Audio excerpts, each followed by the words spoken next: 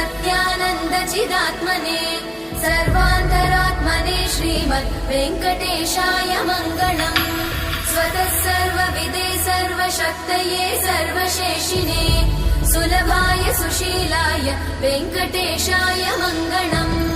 परस्मै ब्रह्मणे पूर्णकामाय परमात्मने प्रयुञ्जे परतत्त्वाय वेङ्कटेशाय मङ्गलम्।